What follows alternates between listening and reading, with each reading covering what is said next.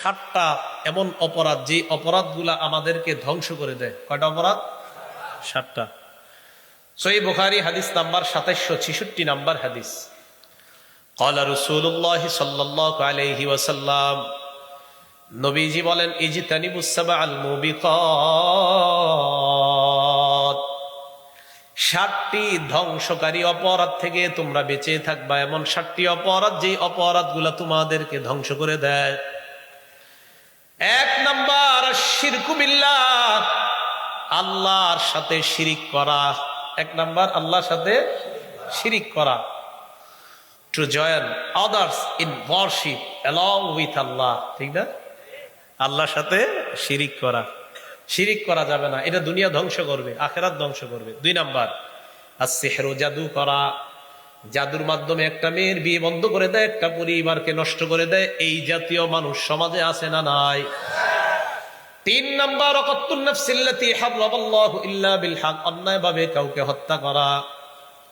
অন্যায়ভাবে একটা চড়ুই পাখিকে হত্যা করবেন না। কারে?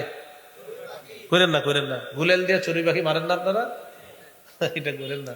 এক বন্ধু আরেক বন্ধুরে কয়, দোস্ত আমার নিশানা কত সুন্দর দেখো।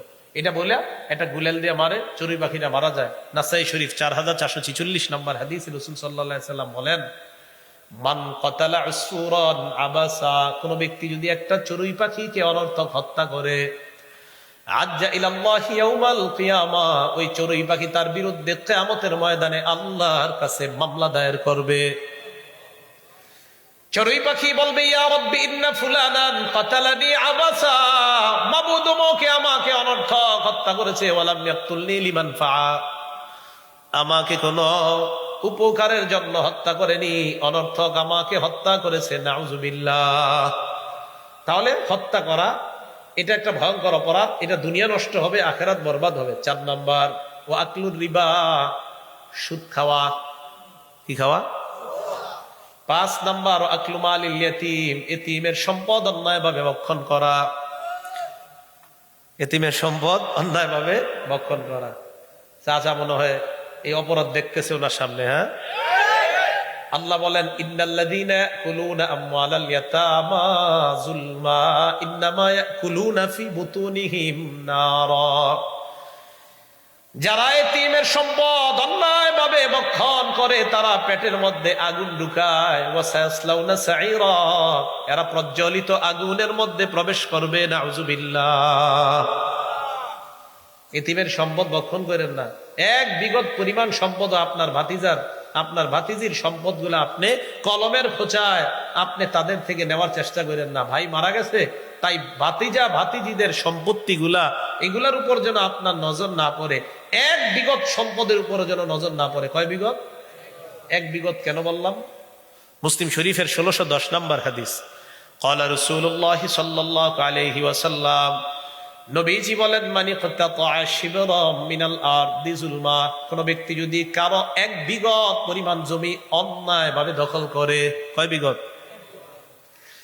তাওয়াকাহুল্লাহু ইয়্যাহা ইয়াউমাল কিয়ামাতি মিন 7 আরদিন, কিয়ামতের ময়দানে তার গলায় আল্লাহ 7 স্তরের জমিন ঝুলাইয়া দিবে। কয় স্তর? কয় বিগত জমিনের কারণে? সাবধান, এতিমের সম্পদ ভক্ষণ করেন না। আল্লাহ হেফাজত করেন। তাহলে কি বোনেরটা নেওয়া যাবে? কারোটা না। তা ঠিক আছে, কয়টা অপরাধ আমাদেরকে ধ্বংস করে? 7টা। 5 নাম্বার ও আকলু মালিল ইয়াতীম, এতিমের সম্পদ অন্যায়ভাবে ভক্ষণ করা। 6 নাম্বার আত-তাওয়াল্লি ইয়াউমাজ যাহফি, জিহাদের ময়দান থেকে পলায়ন করা। 7 নাম্বার ওয়া কাযফুল মুহসানাতিল মুমিনাতিল গাফিলাত, সতীসাদী মুমিন নারীর উপর মিথ্যা অপবাদ দেওয়া। এই 7টার মধ্যে একটা অপরাধ যেটা আমাদের সমাজের মধ্যে একদম অপরিচিত। এই অপরাধটার ব্যাপারে আমাদের পরিচিত হওয়া দরকার, যেহেতু অপরিচিত, ঠিক না? এই 7 অপরাধের একটা অপরাধ হলো সুদ খাওয়া। কি খাওয়া? এটা আমাদের সমাজে একদম অপরিচিত। কি বলেন আপনারা? নদীর, এই মেঘনা নদীর পাড়ের মানুষ আপনারা সুদ চিনেন? কি বলেন? না চিনে?